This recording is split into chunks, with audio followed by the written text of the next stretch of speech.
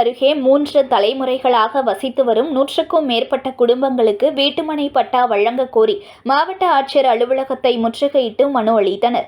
திருவள்ளூர் மாவட்டம் திருநின்றவூர் அடுத்த கொசவன்பாளையம் அருகே கொட்டாம்பேடு லட்சுமிபதி நகர் பகுதியில் 100க்கும் மேற்பட்டோர் ஆதிதிராவிடர் சமூகத்தைச் சேர்ந்த குடும்பத்தினர் கடந்த 3 தலைமுறையாக வசித்து வருகின்றனர்.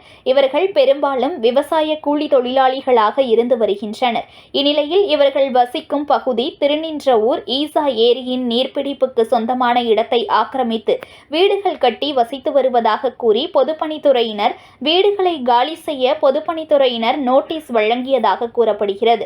இதனையடுத்து அப்பகுதியைச் சேர்ந்த 50க்கும் மேற்பட்டோர்கள் நாங்கள் வசிக்கும் பகுதி ஈசா ஏரிக்கு சொந்தமான இடத்தில் வீடுகள் கட்டவில்லை என்றும் கடந்த 3 தலைமுறையாக வசித்து வரும் குடியிருப்பு பகுதிகளை ஆய்வு செய்து எங்களுக்கு வீட்டுமனை பட்டா வழங்க வலியுறுத்தி மாவட்ட ஆட்சியர் அலுவலகத்தில் முற்றுகையிட்டு மனு அளித்தனர்.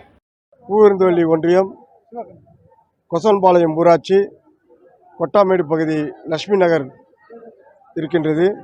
கிட்டத்தட்ட அவர்கள் 4 தலைமுறைக்கு மேலாக குடியிருந்து வருகின்றார்கள். அவர்களுக்கு அரசினுடைய தார்சாலை, மழைநீர் வடிகால் கால்வாய், அரசு தொகுப்பீடு, வாட்டர் டேங்கு, அங்கன்வாடி மையம் அனைத்தும் அரசினுடைய சலுகைகளை பெற்றிருக்கின்றார்கள். திடீரென்று இது நீர்பிடிப்பான பகுதி, ஏரியை ஒட்டி இருக்கின்றது என்று சொல்கின்றார்கள். இருந்தாலும் இது ஏரி கரைக்கும் இதுக்கும் 200 மீட்டர் தள்ளி இருக்கின்றது. அப்படி இருக்கும் பட்சத்தில் அதற்கு பக்கத்திலேயே சிஎம்டி அப்ரூவ்டு கொடுத்திருக்கின்றார்கள். இதனை கலாய்வு செய்து இந்த மக்கள் குடியிருப்பவர்கள் அனைத்தும் அன்றாட கூலி தொழிலாளிகள், இந்து ஆதி திராவிட குடும்பத்தை சார்ந்தவர்கள். இவர்களுக்கு அங்கு இருப்பவர்கள் பக்கத்தில் உள்ள பள்ளியில் படிக்கின்ற குழந்தைகளும் இருக்கின்றார்கள். பக்கத்தில் வேலை பார்க்கக்கூடியவர்களும் இருக்கிறார்.